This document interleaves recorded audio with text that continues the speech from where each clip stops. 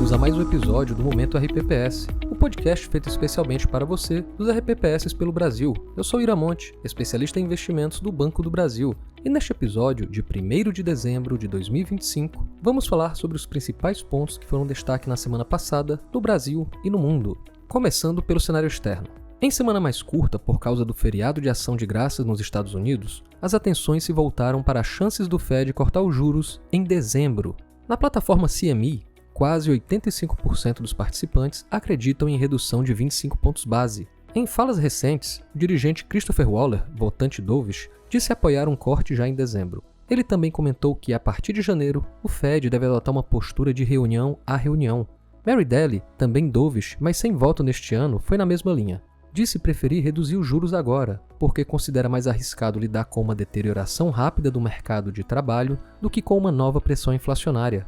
O secretário do Tesouro, Scott Bessent, afirmou que concluiu as entrevistas com 5 candidatos para substituir Powell na presidência do Fed. Ele reforçou que o presidente Donald Trump pode anunciar o escolhido antes do Natal. Kevin Hassett, hoje no Conselho Econômico Nacional, é apontado como favorito entre aliados do presidente. Por fim, o livro bege não trouxe grandes surpresas. A atividade econômica praticamente não mudou. O consumo enfraqueceu um pouco mais, tirando o público de alta renda.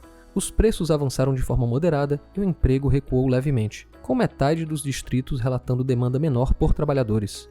Pelo lado dos indicadores, a inflação ao produtor nos Estados Unidos veio em linha com o esperado, 0,3% para o mês de setembro, indicando que a inflação segue moderada no atacado.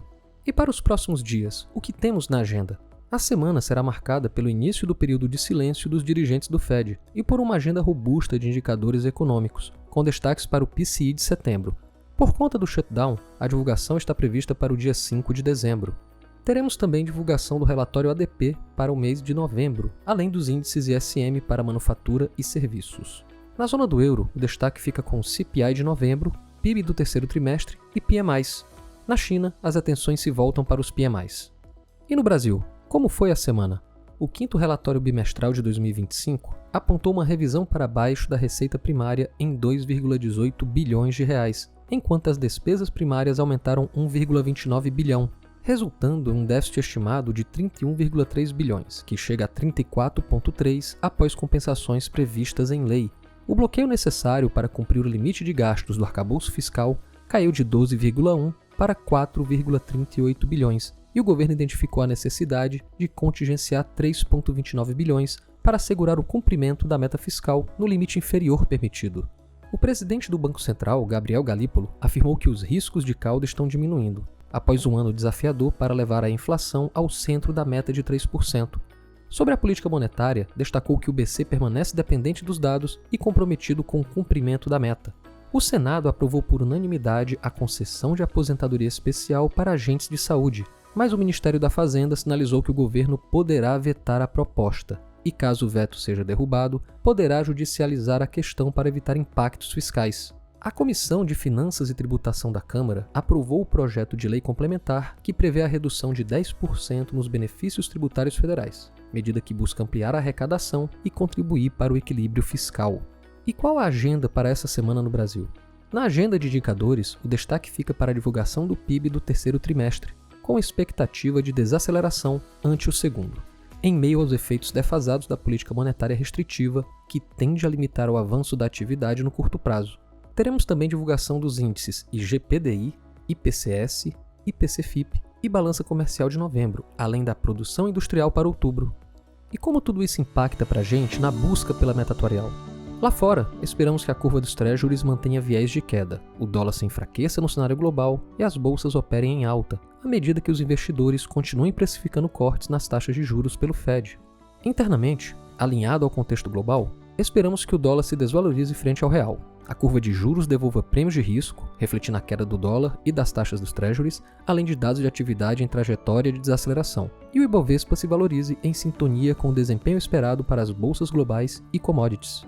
No curtíssimo prazo, seguimos recomendando soluções que capturam juros reais projetados na Selic, com destaque para o BB Renda Fixa Corporate Bancos, enquadrado no artigo 73A. O fundo tem apresentado bom desempenho e tem se destacado frente a vários concorrentes de mercado. Ainda no CDI, seguimos também com a sugestão do Espelho Regia Institucional Equilíbrio 30 no artigo 75B. Aproveitamos ainda para lembrar que os pré-fixados tendem a apresentar boa performance durante ciclos de corte da Selic. Neste sentido, o BB Previdenciário Renda Fixa e RFM aparece como uma boa solução no artigo 7.1b. Por fim, reiteramos que o BB projeta o IBOV a 172 mil pontos ao final do ano que vem. Uma opção interessante para capturar a valorização da Bolsa é o BB Ações Governança, fundo que compra ações de empresas com os maiores níveis de governança corporativa listados em Bolsa. E aí, ficou interessado nas alternativas que falamos? Então não deixe de agendar uma reunião com a nossa assessoria e assim ter uma análise personalizada para ajudá-los na gestão dos seus recursos. Foi um prazer ter a sua audiência nesse episódio do Momento RPPS. E se você tem sugestões de temas para conversarmos aqui, já sabe, manda pra gente, fale com seu gerente de governo ou seu especialista em investimentos do BB. Então é isso, gente, até semana que vem, descomplicando o mundo RPPS. Até mais!